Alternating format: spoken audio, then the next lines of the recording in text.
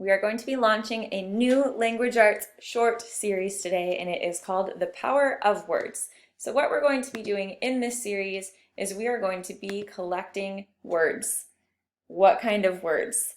Anything that is strong, descriptive, vivid, bold, beautiful, precise, powerful, interesting, or clever.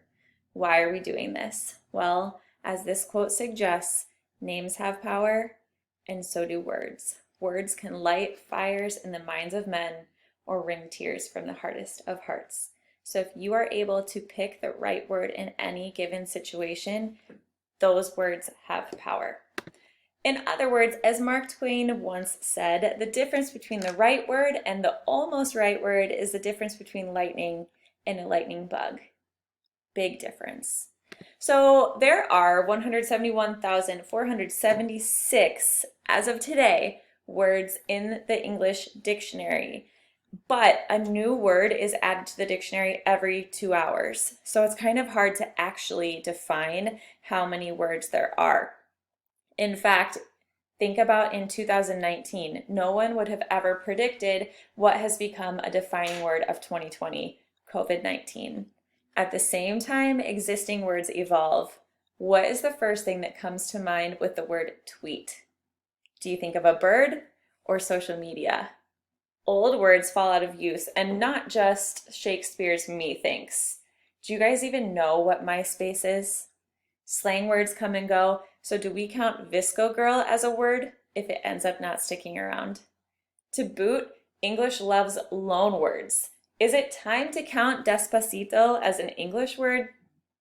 Or we have a ton of nonsense words that are like one-off, made-up throwaway words that are super understandable in the moment, but not necessarily a real word, like the word snacktabulous. We also have the hashtags, the emojis, what counts as a word. The short answer is it's hard to define, but what we're seeing and predicting is right now there are 171,476 words. Here's the problem. We tend to use the same ones over and over again, and there are literally hundreds of thousands at our disposal that might be saying what we're trying to say even better. So what we're going to do today, you have all been shared a notebook that looks like this. This is going to become your list of power words or words to use more often.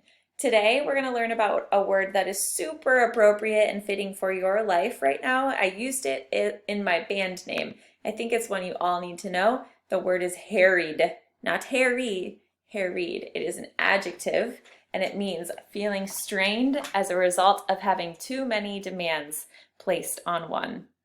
Does that sound familiar? I think this is a word we need to add to our vocabulary ASAP. So all you're going to do today, again, this is a short series, you're going to open up your own notebook. Step 1, where it says your name, you're going to write your actual name. Step 2, you can either copy and paste or write yourself the definition to the word harried that I've already shared with you onto slide 5. It will be the first slide that you'll see that looks like this. In fact, it says harried on it. You're providing step 2, the definition right here. 3A, there's 2 parts. You are going to write an example sentence that uses the word harried that actually might be said by you today. So not something completely abstract or formal that you would never say. Use harried in a legitimate sentence today. Then 3B, side step, you're going to post that sentence in the comments on today's slides.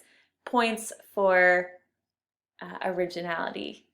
Last but not least, you're going to find a picture that fits our definition for harried, and you are going to copy and paste that onto a slide. So when all is said and done, your slide will look something like mine. The word harried is already on there, a definition, your own example sentence, and a picture.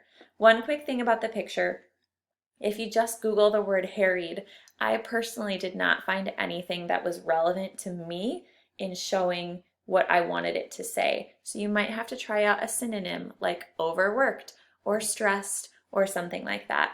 So let's add the word harried to our own personal definition, and rather than saying we're tired or stressed or something, let's use the more precise word and say that we are feeling incredibly harried right now.